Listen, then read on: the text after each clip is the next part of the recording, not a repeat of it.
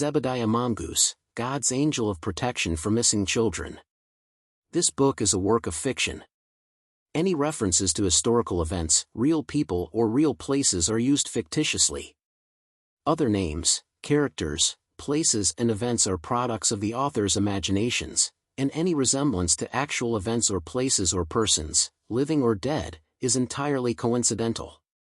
Copyright 2023 by Ace Donovan, Brock Edwards, Mickey Stone.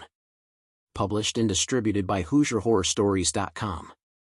Unauthorized reproduction or distribution without the expressed written consent of Ace Donovan or Brock Edwards or Mickey Stone is strictly prohibited. Bible scriptures in this book are from the King James Version. Introduction. Zane Huntington is a small-time criminal and leader of the Mamba Motorcycle Club. Carl Kaminsky is mute 19-year-old with little to lean on in a personal life. They are certainly an odd couple. However, everything changes when they meet Zebediah, a mystical figure that claims to be an agent of God. These three decide to take on the global elites who run the world. Join this exciting story-driven narrative of redemption and moving from hero to terrorist.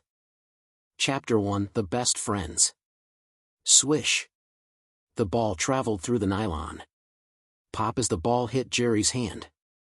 He dribbled quickly toward the baseline, rose, and dropped another shot directly through the basket.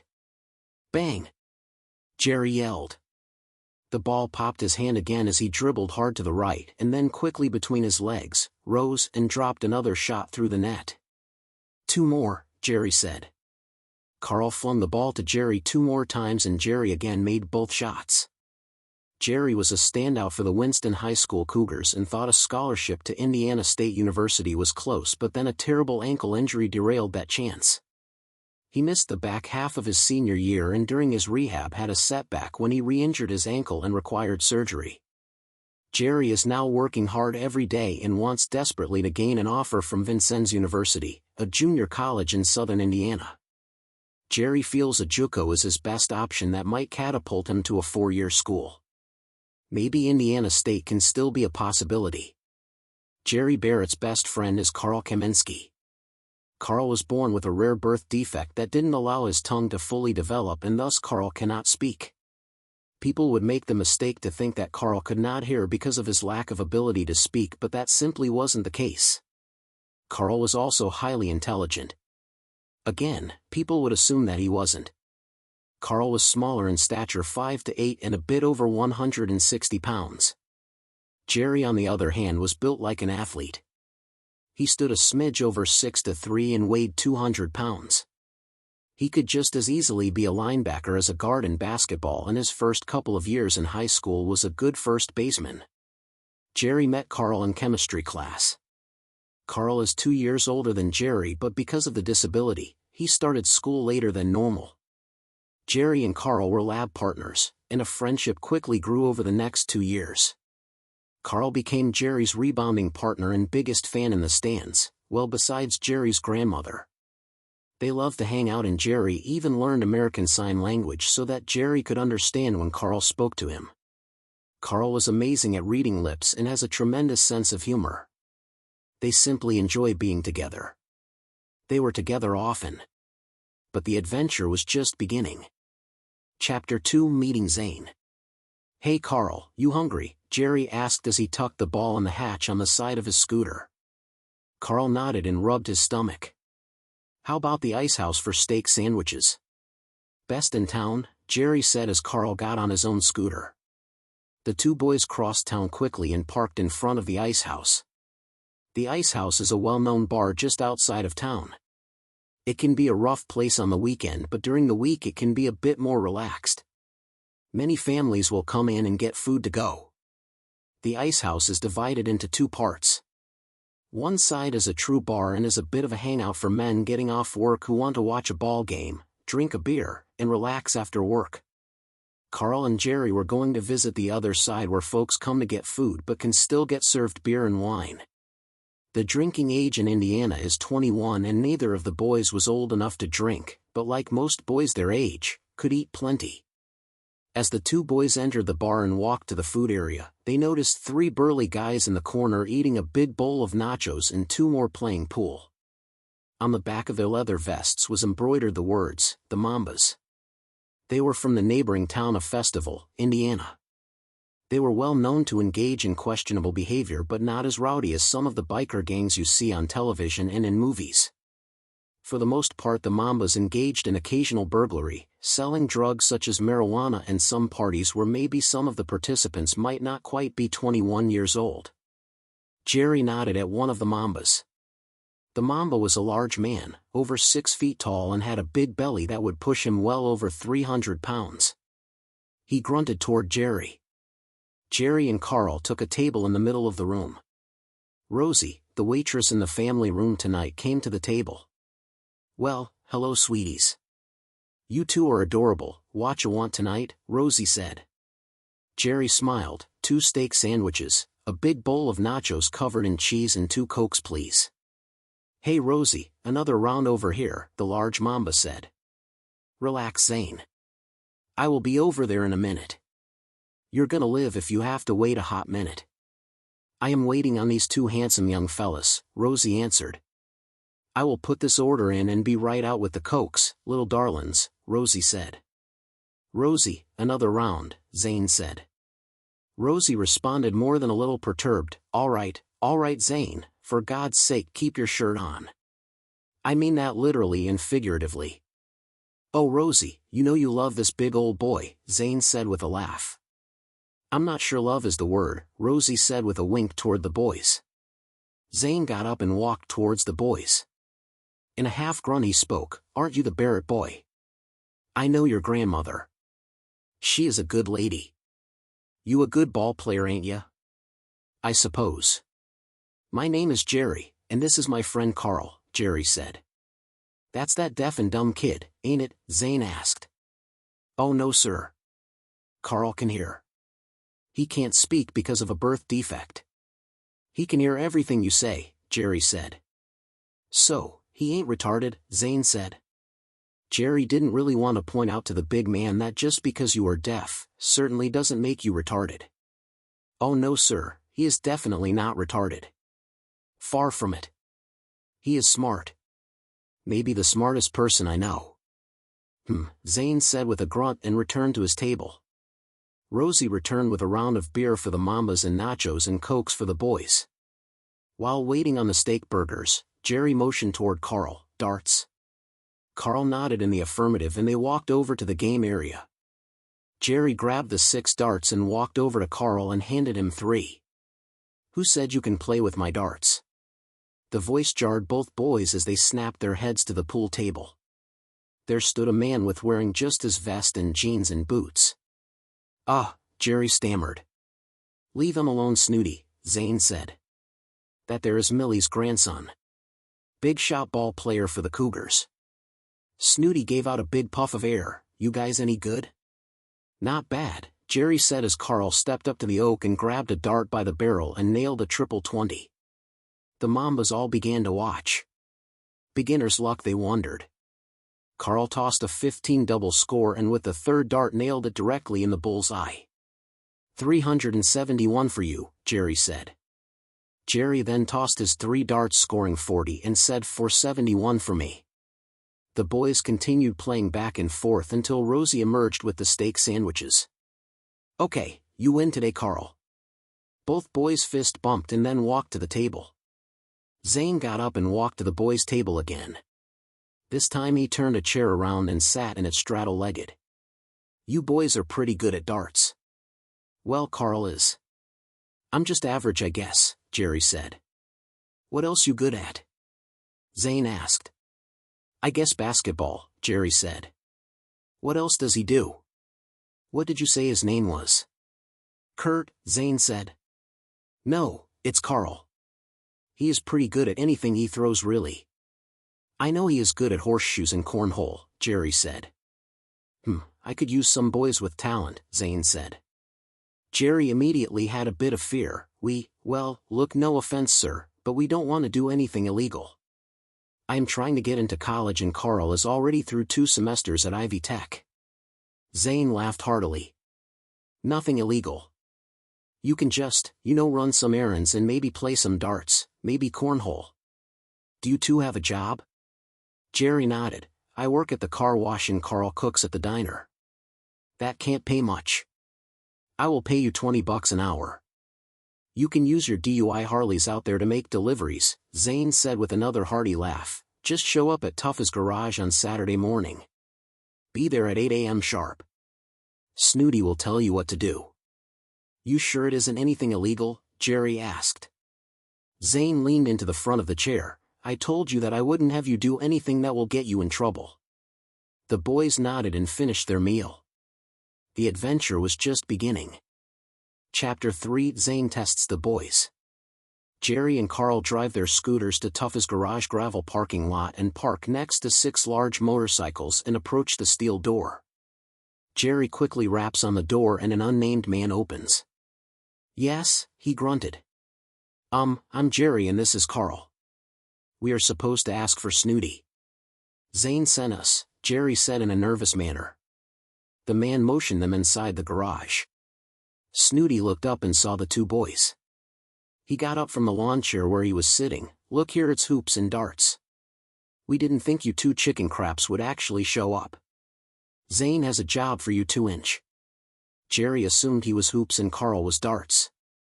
Well, here we are, Jerry said with still a bit of nervousness in his voice.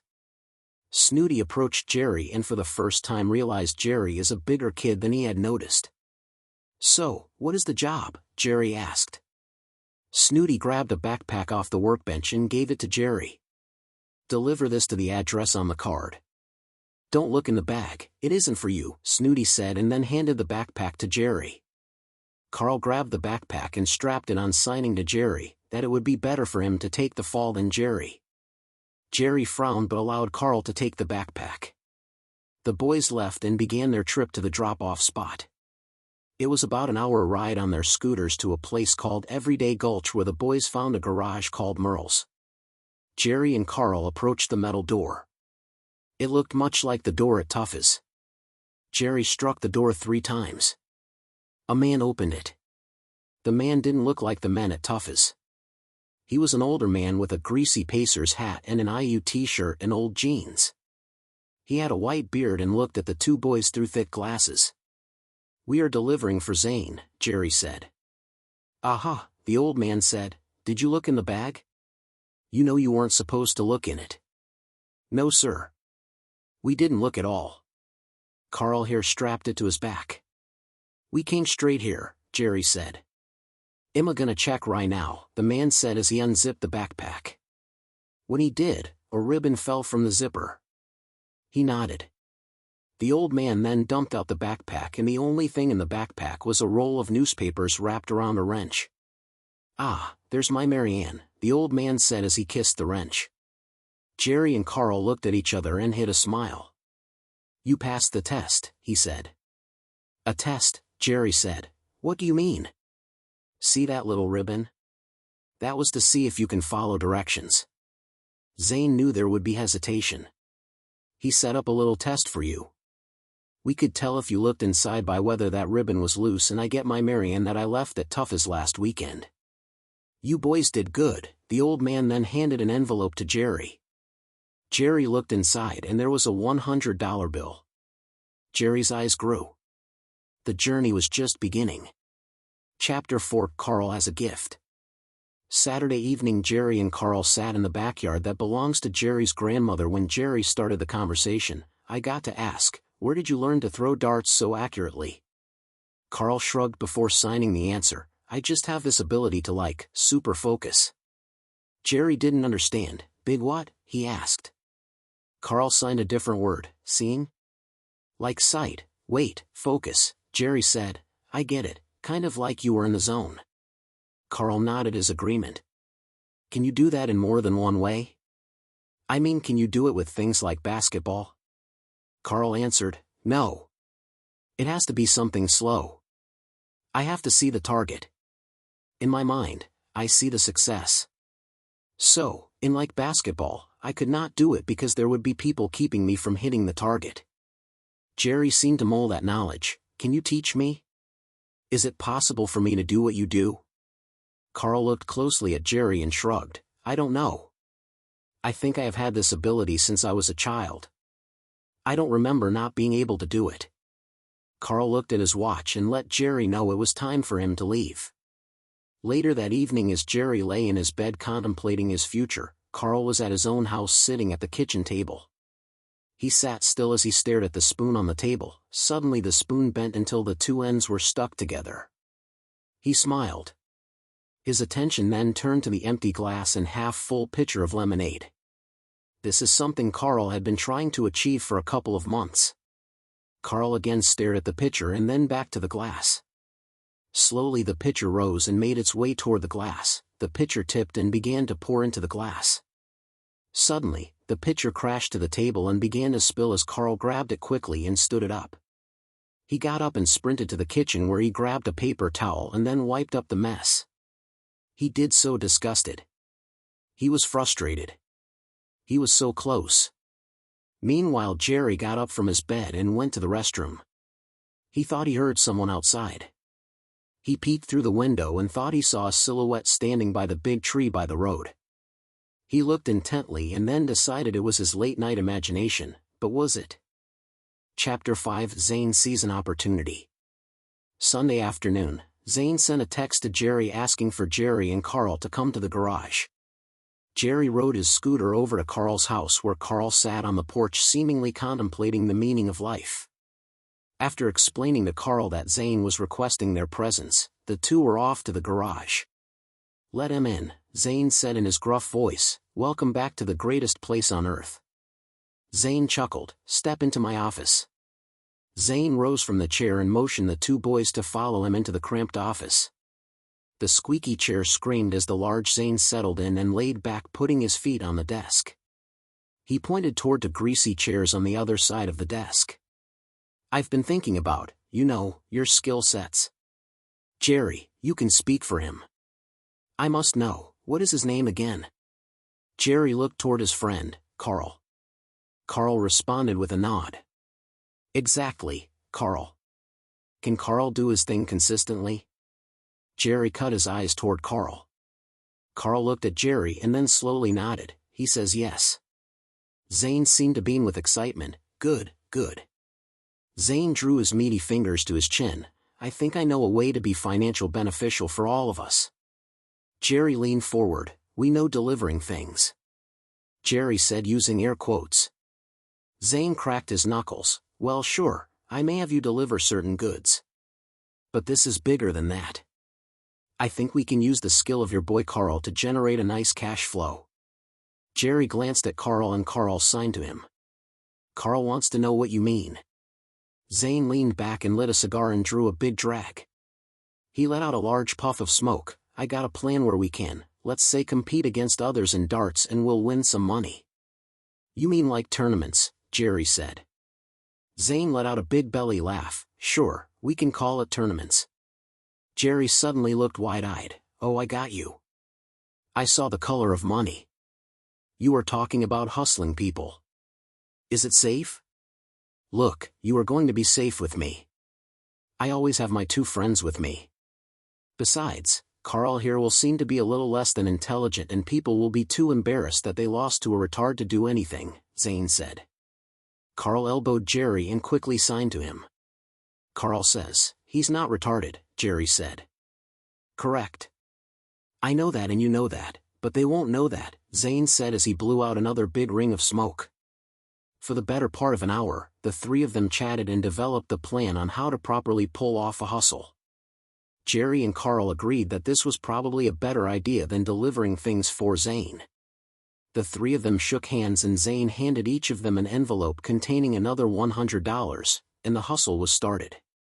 Chapter 6. Initiating the plan. After 2 months of traveling on weekends, the plan had produced more than $7,000. Zane took half and the boys each split $3,500. They also made a few deliveries and the boys each had about $3,000 thanks to Zane.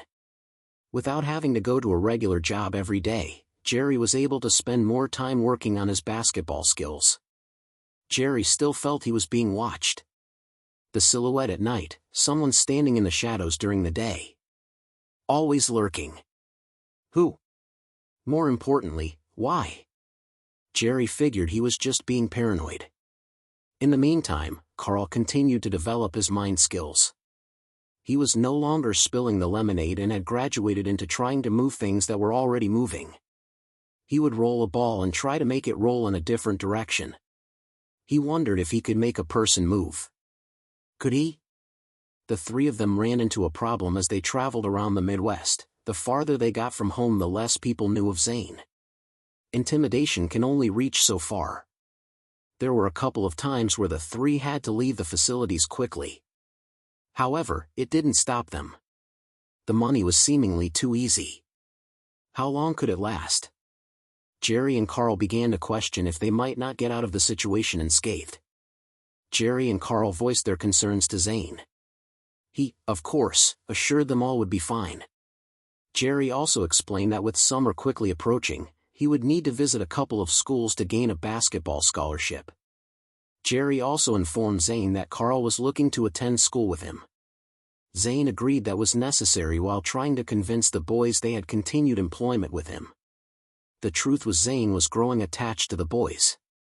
They were intelligent and not just small-time criminals like he normally associated with. But it was all about to change. Chapter 7: Luck Runs Out. Zane has an idea. What if I can get the boys to go on the road for a week or two? Not just one-day trips. If we can hit 3 pubs a day and get $500 or so a day, then in a week that is $3,500. It took a month to do that normally. Maybe, just maybe, the boys would agree to a 2-week trip and boom. $7,000 at least. What a payday. Zane knew that Jerry wanted to focus on his dream of playing college basketball and he would be wanting to get out of this game soon. He needed to get the boys on board. He grabbed his phone and sent a text. It was time to make a play. It took a moment, but Zane convinced the boys to get on board with a 2-week trip. The agreement was simple. 2 weeks and the gig would be up. Zane of course knew he had other ways of making money. Maybe even more lucrative but less, shall we say, legal. Jerry would have time to prepare for his tryout. He was also trying to convince Carl to go to school with him. Carl deserved a chance. Jerry couldn't really imagine being without his best friend. The agreement was made. This would be their last trip. They all agreed. This would be the trip to end all trips, and it turned out to be more than they could even have expected. The first 3 days of the trip went even better than any of the three could have imagined.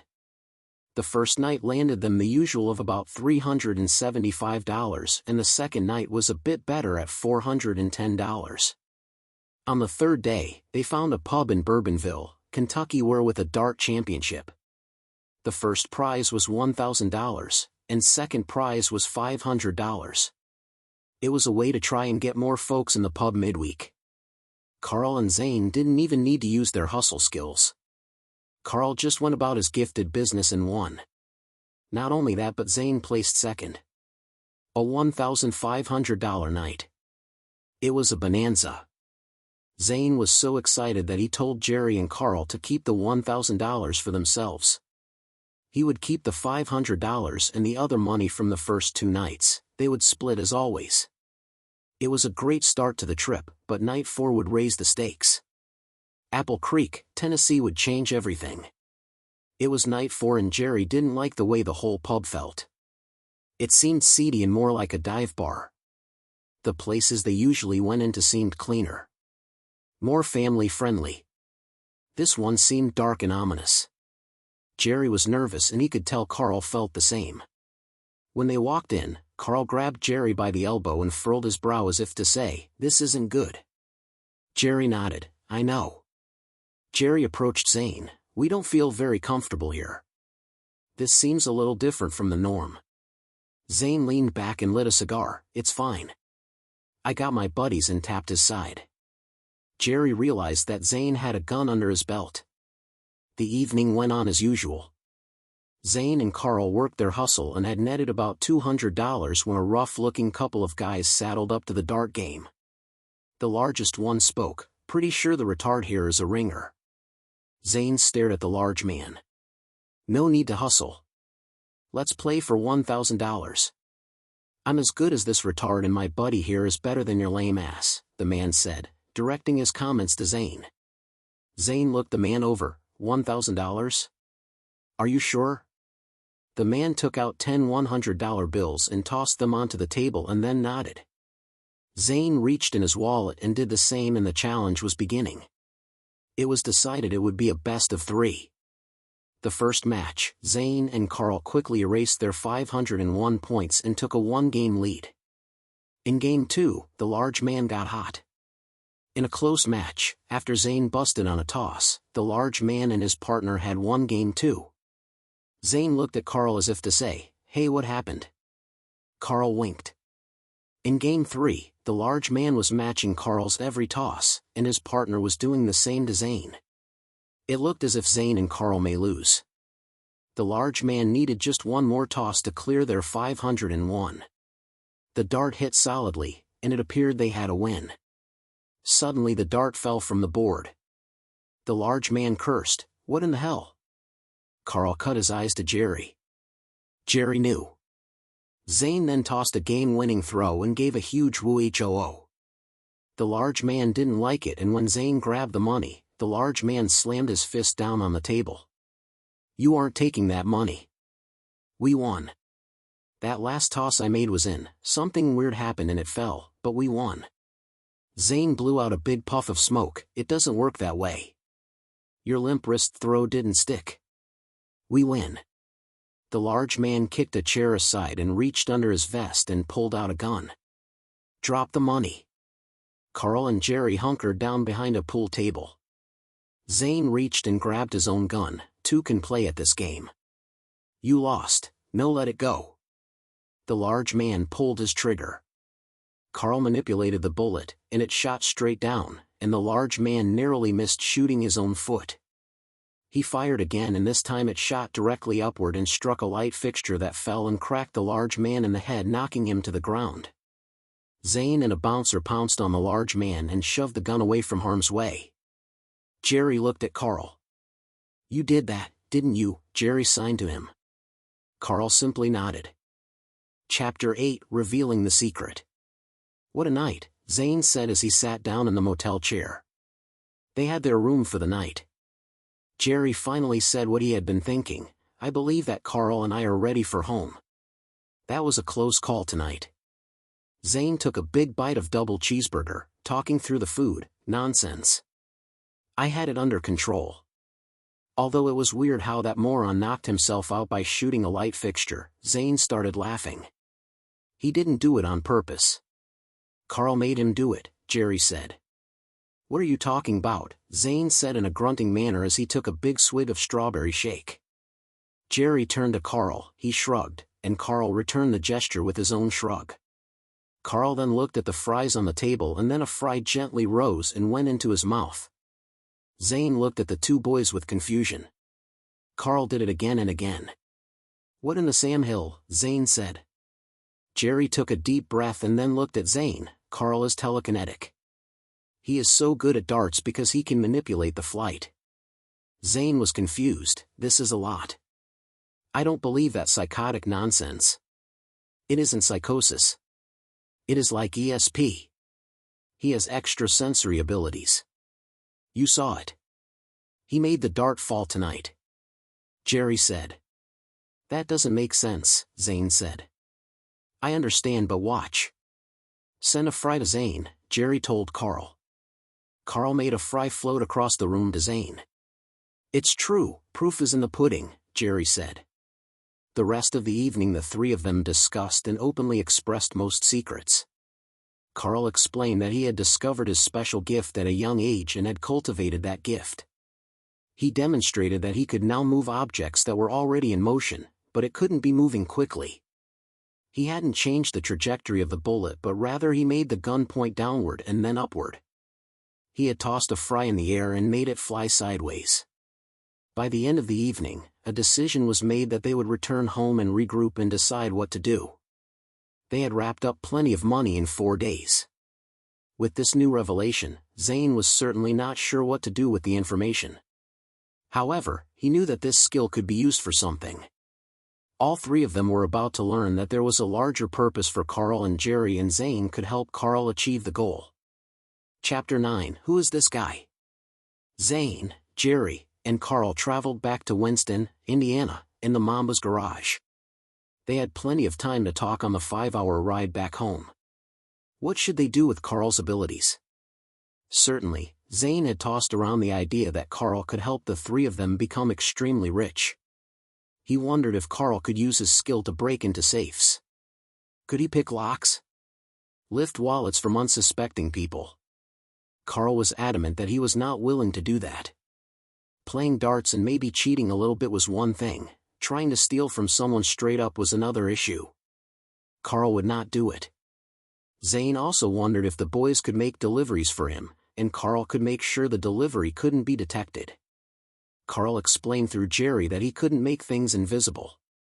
He simply could bend, drop, fly, move, but invisibility? No. The three of them entered the garage and walked toward Zane's office. Follow me, boys. Let's settle and you can be on your way. Zane opened the door and was surprised to see a man sitting at his desk reading the newspaper. Who are you? Zane asked. The man laid down the newspaper and stood up. Welcome back, Zane.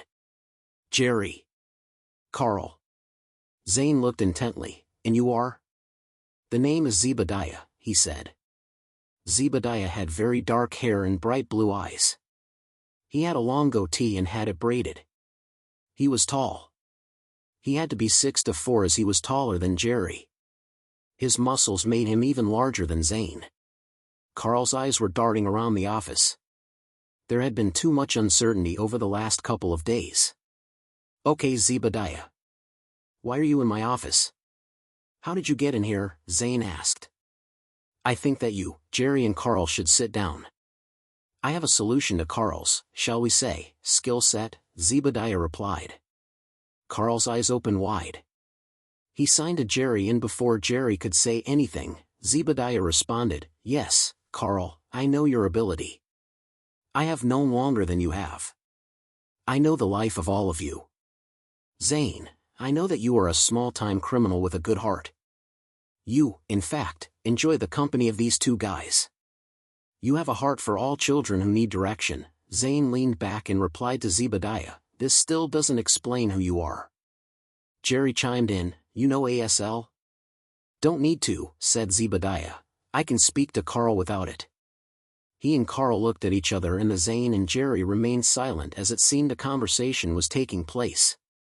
Exactly, Carl, Zebediah said. I am here for all of you. Jerry, your life is more than basketball. You have a true mission. Zane, you are about to change lives forever, and Carl, well, I just told you. Zebediah looked back and forth to Zane and Jerry. I have some of the same abilities as Carl. I suppose you can call it ESP or whatever you want, but you need to know that I am an agent for the Lord Jesus Christ. Jerry puffed out air. An angel? If you wish, Zebediah said. God spoke me into existence. Just like he has spoken the three of you into existence. I need Carl to join me. I need the two of you to help me convince him to do so. If that means that the two of you must also commit to the mission, so be it. Carl said he wants to use his abilities for the good of man. He said so in the conversation you all had in the car. Jerry interrupted Zebediah. You were there? I don't have to be. I know what you think. God tells me what I need to know. I don't just randomly interrupt people's lives. I just do what God wants. As he instructs. I could do what you were asking, but I don't need to do that. I have bigger fish to fry, Zebediah said. Zane decided it was his turn. This is all fine and dandy. I mean, clearly, I can see that ESP is real and I can see that you can communicate with Carl, but that hardly proves that you are an agent of God or Allah or Satan or heck even the United States government. Zebediah scratched his chin. I know. Here, let's do this. Suddenly Zane, Jerry and Carl were back in the motel and eating their cheeseburgers and fries and slurping shakes. What the? Zane said. Zebediah was hovering above the bed. I was here. And here, he said as they were all in Zane's truck. Oh yes, and here, Zebediah swung the light fixture into the large man's head. Carl made the bullet miss. I added the extra touch, Zebediah said with a smile. Zane, Jerry, and Carl looked at each other, and at the same time Jerry and Zane said, "Now what?" They looked at Carl and he shrugged. Zebediah said, "I will show you." Chapter 10 The Mission Explained. The next morning Zane went to the garage, just like always. He was going over the events of the last few days. The big takes at darts, the revelation of a certain skill set of Carl, and then of course the big reveal. What was his name? Zebediah. Zane walked in and saw Snooty, Mel and Harley sitting around a table drinking coffee and eating donuts. "Boys, how you all doing?" Mel spoke. "Boss. Did you have a good trip?" "Hopefully, a trip worthwhile," as he rubbed his forefinger and thumb together in a symbol of financial gain. "Wasn't bad, had a little run-in last night, so we came back." 3 days wasn't long enough, but what you gonna do?" Zane said. Snooty swigged a bit of coffee and looked at Zane. 3 days? You have been gone for almost 2 weeks. You must have scored some good mind-numbing stuff." "That is what I meant. A lot of travel and not many chances for cash," Zane said as he was feeling very confused by everything. He went into his office and there was Zebediah sitting in a chair in the corner. He smiled at Zane. "Ah, so you are real? Did the boys let you in here?" "I have a few questions for you," Zane said. Zebediah sat silently. Zane moved behind his desk and sat down after pouring himself a cup of black coffee. "The boys out there said I was gone for 2 weeks. I only remember 3 days. Did you have something to do with that?" Zebediah spoke slowly. "Time is something that I really don't have a grasp of. Time is really nothing I know of. I don't need time." "So it was 2 weeks?" Zane asked. "That is something only you would know," Zebediah said. Still confused, Zane tried to relax. "So, you are some kind of mystical being? A ghost? An angel? A crazy person," he said. Zebediah seemed frustrated when he answered, "I told you last night, I am an agent of God, and by the way, there is no such thing as ghosts. There are beings that exist, and some people can see them and feel them. Like you see me." "So not everyone can see you," Zane said. Zebediah let out a breath. "Of course not. God allows those with eyes to see, those with ears to hear, Zane stared at Zebediah, and Carl. "You can communicate to him, even though he can't hear?" "He can hear more than you realize, and probably more than you," Zebediah replied.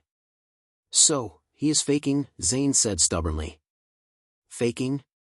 Of course not," Zebediah drew a breath. "You can hear without ears and see without eyes. God can communicate as he wishes. He also sends those like me, agents of change. Agents of knowledge, of strength, of ability, of miracles." Zane mashed a bite of donut. "So why exactly are you here and why me?" Zebediah propped his legs on a chair. "Do you care?" Zane motioned to the chair as if giving the okay. "These bodies are really tiresome.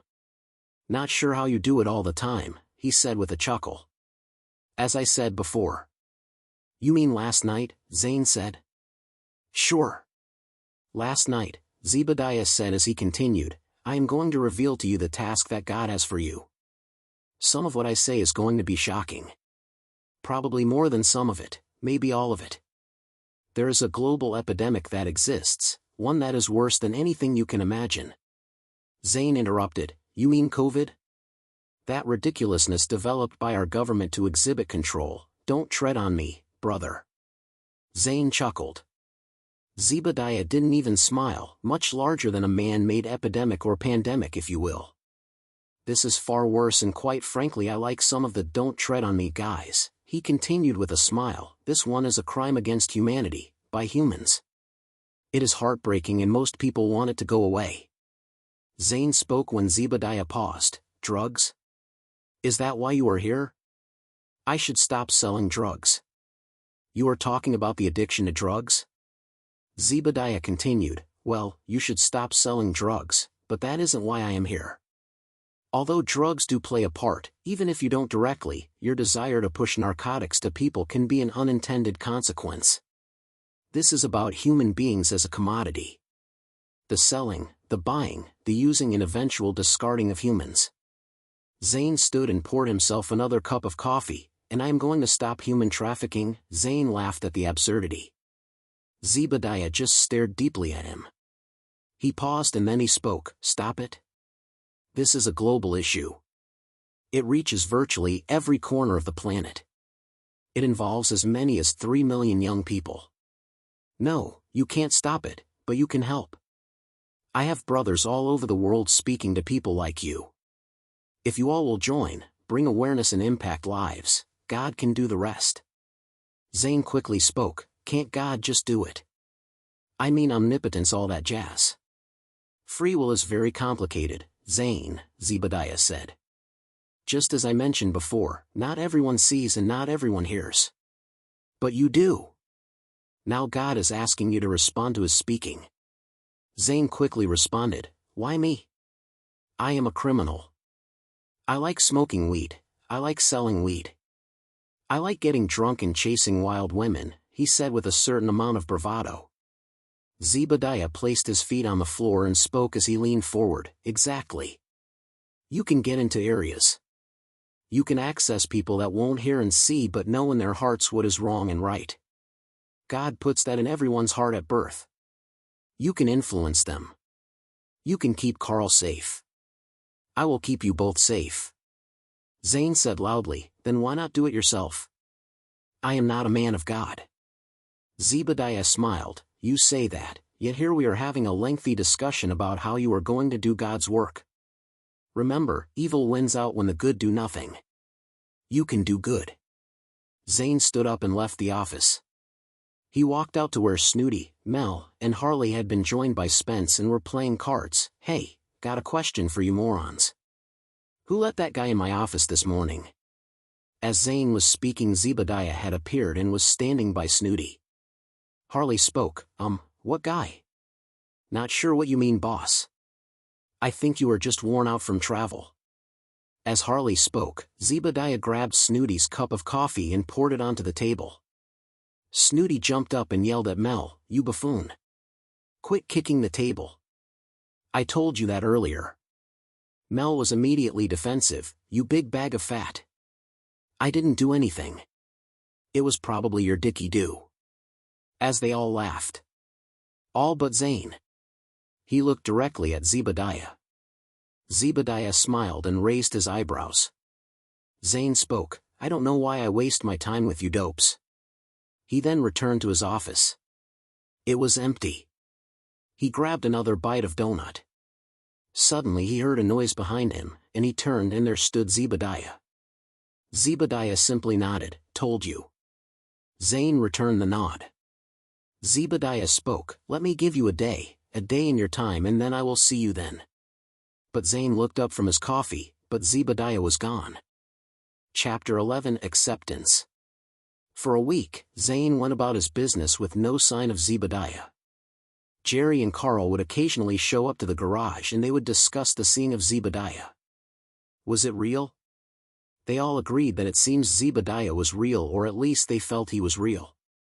Carl was very clear, he is real. Carl explained through Jerry that Zebediah had spoken to him several times since he had appeared to all of them. Zane revealed to them the long conversation that he and Zane had. After measuring his words, Zane spoke of the plan that Zebediah had for the three of them. Carl responded in the affirmative. Zebediah recruited him in the same manner. Strangely, Jerry said that he hadn't seen Zebediah since that day. Carl then communicated directly to Jerry. Jerry wasn't in the plans. Jerry was to focus on his opportunities for scholarships in basketball. Jerry was upset. He spoke to Carl, it is best. Jerry responded, but who will keep you safe? We are best friends. Carl answered the question, Zane will keep me safe. Zebediah will keep me safe.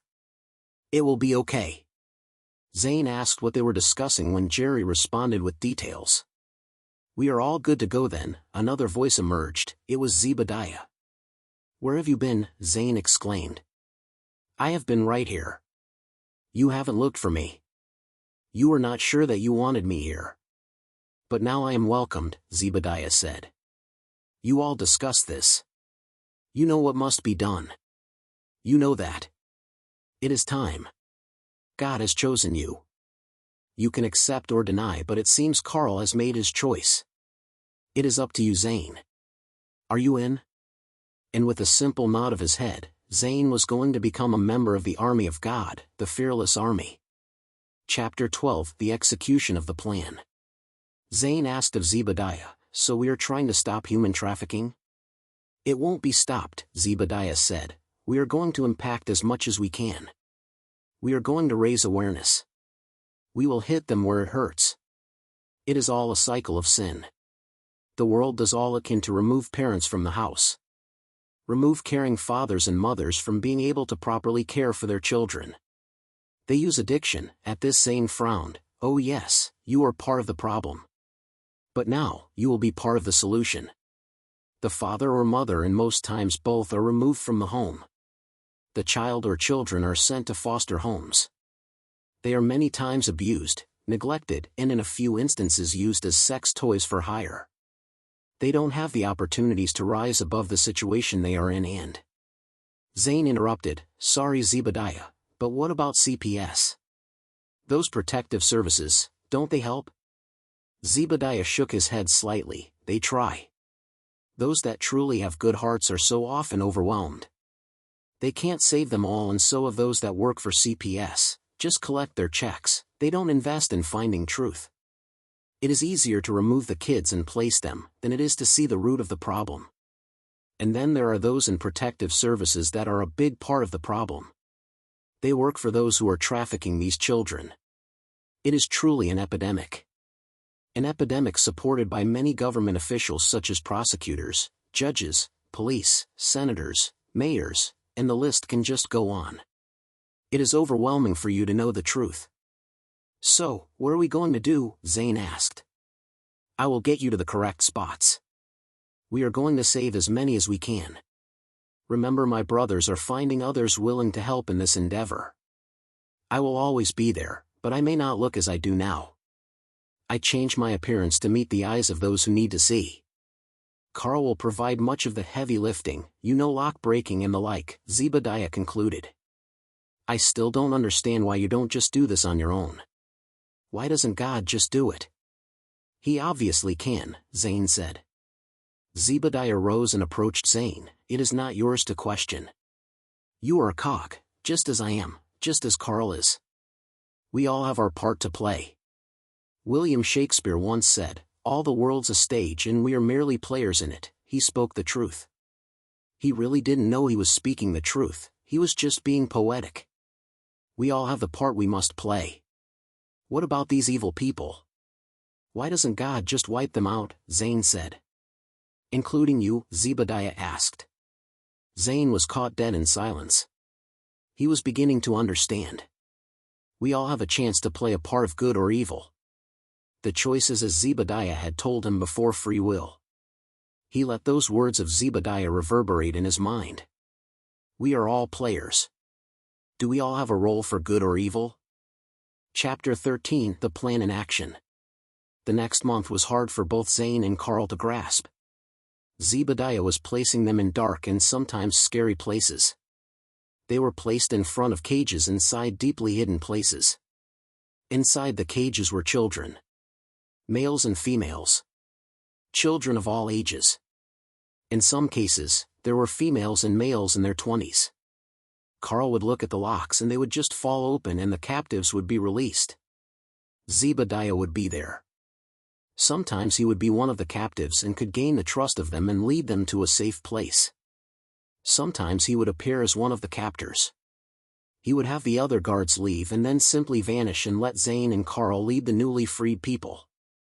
There was even once where Zebediah appeared as a police officer and helped arrest those who were guilty. Many times, Zane still wondered why he couldn't get those whom Zebediah called brothers to help him. He was learning to question less. The movement was becoming more normal. Zane and Carl would be in Minneapolis, Minnesota freeing children and then suddenly be in San Francisco, California. Zane had to admit. He was enjoying the adrenaline rush of what was happening. He enjoyed the potential danger and the chance to throw fists. There were some occasions over the 30 days where it looked as if there could be problems, and then Carl or Zebediah would orchestrate a safe encounter. Zane also had to admit that freeing these people who many times had no hope was completely exhilarating. The network news was having a field day with all these freed individuals. The safe houses were bursting at the seams, and when Zane and Carl appeared with cash and didn't want notoriety, the networks began calling them the guardians of the children. The amount of acknowledgement that was becoming known by the masses was amazing. Near the end of 30 days, Zebediah broke the news to Zane and Carl. The time is now. Neither Zane nor Carl understood. What do you mean? There are so many children to save. Zebediah now appears as an elderly man. I told you that you would not save them all. You have helped us greatly raise the awareness of the need to save these children. That was the goal. It is time to move on to the next phase. You have a new mission, Zebediah said. It is time to attack the global elites. Zane looked intently at Zebediah. Global elites? What do you mean? Zebediah looked back at Zane. We are headed to Switzerland. We will figure out how best to begin to attack the money flow that helps to disrupt the natural events of the earth. They help fund all the reasons to not focus on the truth of God and instead to be distracted by global warming and illnesses that could be eliminated. We are going to take them right there in Switzerland. I don't know much about Switzerland, but the flag is a giant plus, Zane said with a hearty laugh. Zebediah furrowed his brow. Oh boy. That is kind of funny, but let's focus. Shall we? This might be even more dangerous than what we did with these children. These men and women are well protected. They have 24-hour guards and have the financial means to disappear and have enemies disappear. They will not like what we are going to do. With those spoken words, Zane and Carl became global terrorists. Chapter 14: Attacking Global Elites. Zane and Carl flew to Switzerland. Zumeken, Switzerland was their destination. I don't know why we had to fly here. I mean, Zebediah can place us where he wants. He has proven that. Why make us fly? Carl turned and addressed Zane by signing and told Zane there had to be a reason. Suddenly, Zane signed back to Carl. Zane was shocked. Wait, when did I learn ASL? Carl smiled largely and gazed at Zane. Oh, now we know why. Zebediah loves to reveal things in his way. At that very point, Zebediah appeared as a flight attendant. He was small in stature and young, much younger, boys. I see you figured out why I wanted you to spend time together. Carl nodded. Carl bumped Zane with his elbow and then looked into his eyes. I know. It is Zebediah. What? Yep, he sure makes an entrance. Wait, did you talk? Zane said. Carl shook his head no. Am I communicating with you? Zane did so without speaking. Carl shook his head yes. Zebediah smiled and winked at them. And now you are ready, Zebediah said. Over the next 3 weeks in Switzerland, Zane and Carl watched billionaires walking in and out of secret locations. They watched them meet for brunch and large fancy dinners. When Zane would open his wallet to pay for a hotel or food, he always had money in his wallet. More Zebediah, he thought. They were developing a plan. As the two of them sat in a hotel room thinking, Zebediah appeared at the desk in the corner of the room. He was dressed as if he were a native Swiss Alps goat herder. Zane couldn't help but laugh. What is that? Your get-up? Zebediah giggled. You know, when in Rome, they all smiled. Have you seen what God wants you to do? Zane glanced at Carl and Zebediah. We are going to destroy the hotel where these elites meet. Zebediah, you will make sure that all staff are free and clear, and we are going to bring down the hotel with the billionaires in it. We are going to make sure they don't survive. It is going to send a message that the world does not need those elites. God wants them eliminated. Zebediah twisted in his chair. You realize what you are saying? You are going to become mass murderers. Are you truly willing to do what you are saying? It is God's desire. I do not want to imply in some way that we are David defeating enemies, or Samuel or Moses, but as you say, we have free will and this is the mission. We just need all the innocents to be clear of the hotel, Zane said. And how are you going to do this? Zebediah asked. Carl spoke using his mind. There is a munitions factory near the border of Liechtenstein. There are underground tanks there containing hydrochloric acid and ethidium bromide. It can eliminate all the people, rendering them unrecognizable. It will be as if they don't exist. People will be forced to reevaluate their meanings. At the same time, we are going to destroy the money that is hidden here in Switzerland. Without the money available, we can assure that people need to reevaluate. Find what is important, find new leaders, and ultimately to begin to trust in God once again. Zebediah listened intently and then responded, "How do you know they will turn to God?" Zane answered, "We don't. Free will, correct? But with the current circumstances, they rely on these global elites, and much of the time the global elites force them to follow, to do as they say, to comply. We are simply releasing them from bondage, like the children." Zebediah agreed, "I will make sure that all staff are clear. I will cause an alarm that the elites will not hear, and then Carl can do his work. This will be a good thing." Zane spoke, 9:30 a.m. local time. "We make it happen. No secret financial accounts, and bring down the hotel." The plan went off without a hitch. Chapter 15: Gaining Control of the Media. Zane and Carl opened their eyes in a hotel in downtown New York City. The financial capital of the world. The center of the network world. Zane stood by the window and looked out at the city that never sleeps. He thought to himself, "I wonder what God has for us now. New York City? Why New York?"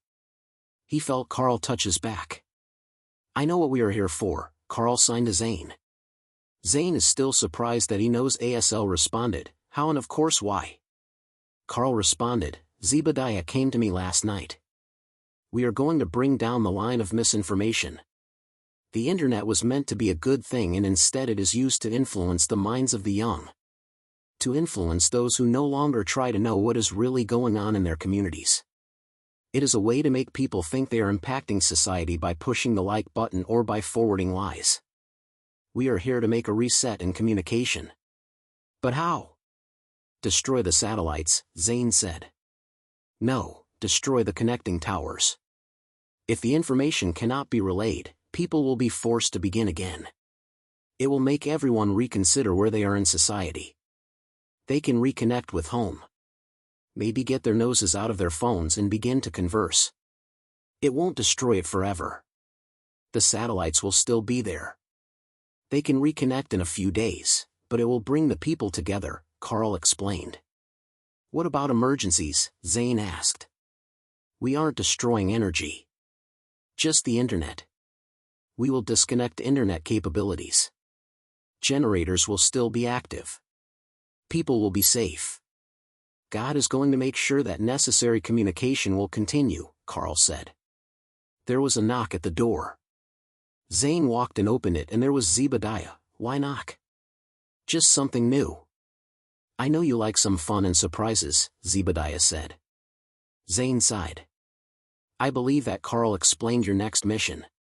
Elimination of the internet. Remember, the internet is an evil, no more so than money or drugs. It is the intent that is evil. There is a whole generation that buys into the misuse of the internet. Children are recruited. Parents allow the internet to parent. It must stop. You are going to initiate that change," Zebediah said. "This is not going to be easy. There are multiple locations. We are going to attack 2 states per day during the next month. This is going to be all Carl and his ability. You and I are along for the ride. This one is Carl's show." 26 days later, the media panicked. Newspapers were once again in demand. Families were forced to speak to each other again. The media was suddenly speaking of the global terrorists. Could the people responsible for shutting down the internet be the same ones responsible of the disappearance of all the important people? The important people. The media still didn't understand. The guardians of the children were now being painted as terrorists. The media, under attack, still refused to accept their responsibility for their part in the current situation facing the world. Why do they not learn? Zane asked Zebediah. Never mind. I know free will. I am sure God has a reason for free will, but it sure would help if he forced people to do as that which would be best for everyone. Zebediah looked at Zane with concern. A God that forces people to follow him and believe in him is really not a God. That is what Satan likes to do. He presents people without an option. They may have free will, but he presents it to them as if they do not. Zane let it soak into his mind and then spoke. What next? Zebediah replied, something you are very familiar with. The drug culture, only not the small-timers like yourself. I am referring to the legal drug pushers. The large pharmaceutical companies that are gouging those who need and addicting those who don't. Zane gave a quizzical look. It shall be revealed.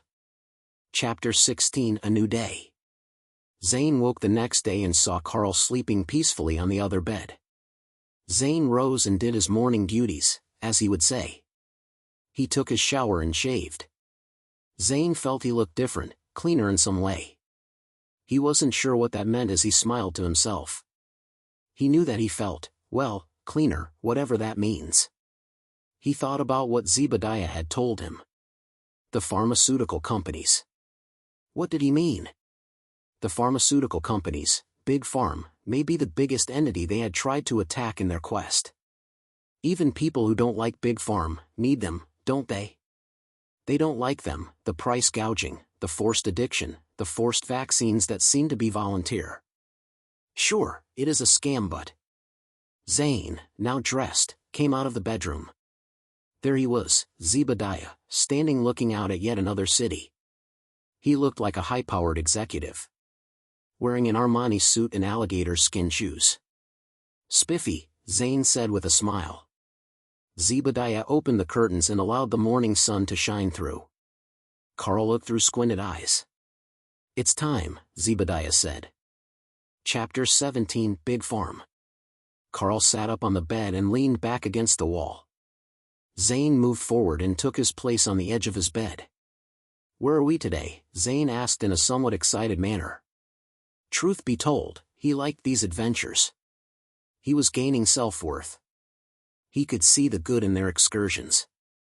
He was beginning to see the advantages of the destruction. People were becoming more focused on the things that matter. Oh sure, he and Carl were wanted global terrorists, but they were protected, right?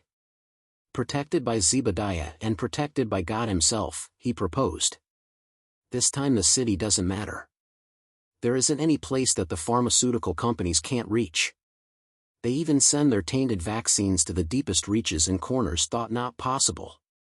These vaccines, used to stop suspect disease, can spike proteins.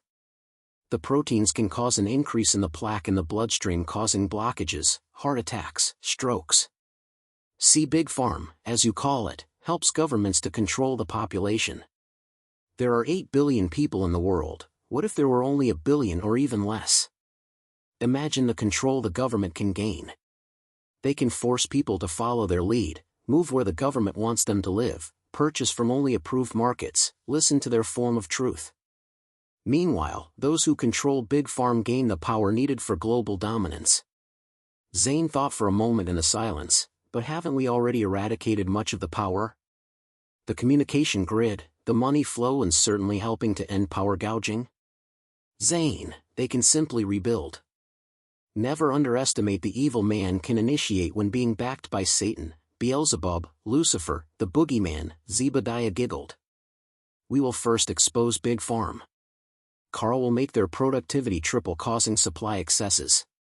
It gives the pharmaceutical companies an opportunity to adjust prices. You know simple supply-side economics. Supply exceeds demand, price is driven down. We all suspect Big Pharm will not respond appropriately. So, after a week, Carl is going to initiate the shipping of insulin, blood thinners, everything people need shipped directly to them. The people won't need Big Pharm, at least for 90 days. The last part one say in jest, of course. Zane tilted his head. so why not have Carl produce an unlimited supply? Because Carl has other jobs to do for God. This gives Big Farm the chance to regroup, refocus and reorganize, Zebediah said. If they are as bad as you say and I believe everything that you say, then why give them a second chance, Zane said. A second chance? They don't deserve a second chance, Zane. What if you had not been given a second chance? What if that bullet found itself plunging into your body in that pub, Zebediah said. Zane simply hung his head and nodded. Over the next 14 days, the plan played out as Zebediah had said and the response by Big Farm went as expected. Rather than allowing prices to adjust to the market, they destroyed massive amounts of product. They were manipulating the market. They were countering Carl's work with their own devious responses. Zane and Carl found themselves in a remote location in Nebraska. Zane didn't like Nebraska. He liked some of the larger cities they had been visiting. They were sitting in a diner. Zane was cramming his mouth with biscuits and gravy and Carl was eating his normal bowl of grits and a side of bacon when the door opened. The bells jingled signaling the emergence of a new patron. Zane looked up from his plate. It was Zebediah. Zebediah sat down by Carl and signaled to the waitress, a glass of milk and a slice of that pie. I do love pie. Zane and Carl were amused. Do you need food? Zane asked. Of course not, but I do like pie and quite frankly Zane, you could back off some of the large amounts you have been consuming, Zebediah said laughing. Duly noted, Zane said. Zebediah explained to Carl and Zane that Big Farm had received their second chance and as expected had not taken necessary steps to remedy their wrong actions. So why Nebraska? There isn't anything here, Zane said. You would be surprised, Zane. Carl, we need you to do one more big job. There is a communication conglomerate here in Nebraska, not far from here in fact. You are going to destroy that collection of information. Zane spoke over Zebediah, but didn't we already do this? I mean, shutting down the internet, interfering communication lines? We did this, right? Zebediah smiled at the waitress as she placed the pie in front of him. He took a big bite. Oh blueberry, Anyway, back to the job. This is a collection of information. It holds all the government protections of these big companies that have tax deferments and protection from preying upon the citizens of the world. You see, by destroying this collection of information, it will cause a total reset, the reorganization of leadership, the end of ballots and back to the days of local citizens deciding those they want to lead. Carl interjected to them both, but can't man just corrupt things again? Zebediah nodded his head yes, of course, but know that me and my brothers are already working on that. You see, Christ will return soon. We are simply paving the way by creating a certain amount of uncertainty that will cause the people to reset, reorganize and reevaluate where they stand. Carl and Zane agreed to execute the next phase. Chapter 18 Reaching the End. The next 2 weeks caused global chaos. What should the people do? Where should the people turn? What comes next? People were speculating that it was the end. Many were turning to the churches for answers. Earthquakes were ravaging the west coast of America. Zebediah had warned Carl and Zane those earthquakes were the final step of this phase. Zane had asked how he and Carl were supposed to cause such physical change.